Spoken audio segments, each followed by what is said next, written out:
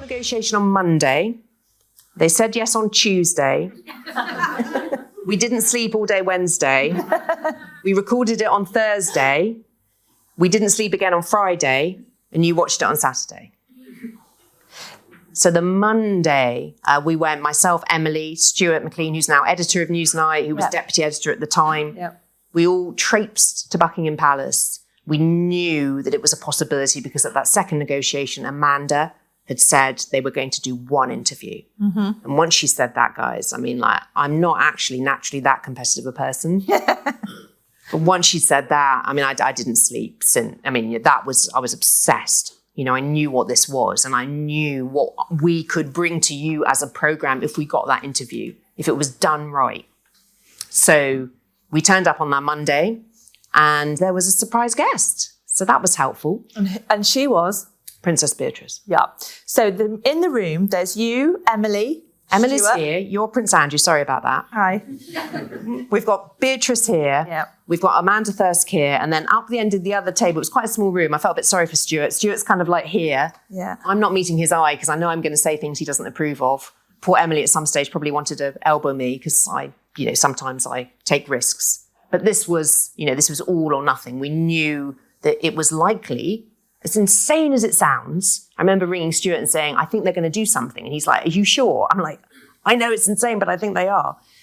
It was all or nothing. That 2.5 hours with him face to face and with her. And that was it. That's the first time you've met him. Correct. At that meeting. And are you sort of doing the interview? Are you finding out what he's going to talk about in that meeting? No. So the skill, I think, of what I would do would be to never ask questions. I know that sounds kind of mad because that's the whole point of an interview. But having been a criminal defence barrister and dealing with clients and dealing with evidence, I know that if you make them get it all out, you're going to spook them.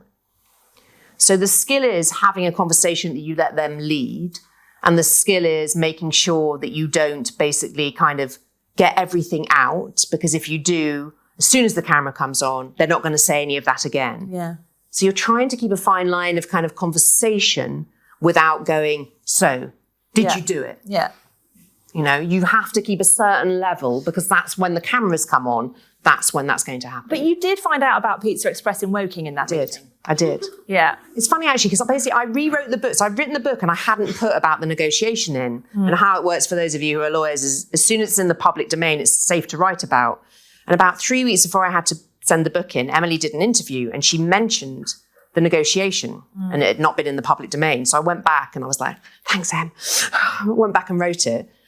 But he mentioned it on the Monday and it's a bit like a briefing call. Usually what happens as a producer, you take a call with somebody really amazing. On the phone, they're 10 out of 10, right? I promise you. They're amazing. They tell you incredible stuff. You tell your presenter they're going to be amazing.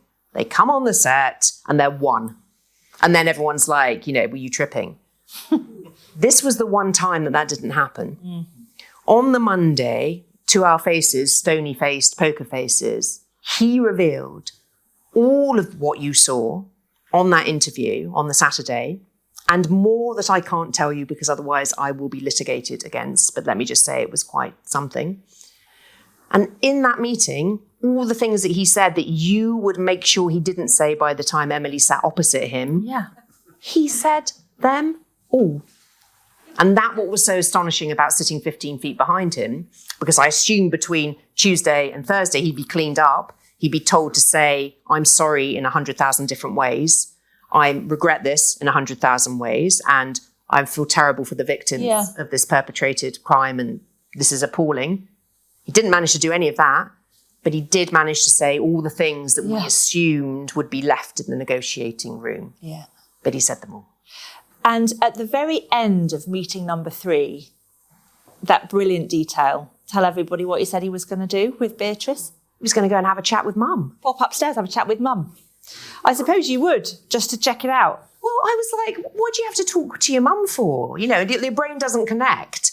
And then because of the context of the conversation earlier, we knew that he meant the Queen when he said Mum. He didn't mean Sarah Ferguson. So the Queen knew he was going to do it? Well, I infer that she was told that he was doing an interview. Having met Andrew a couple of times, I can kind of imagine that he may have been the kind of person that might have slightly put a bit of a spin on what it was going to be. Yeah, could have done. So I envisage he would have said, don't worry, Mum, I'm going to clear everything up.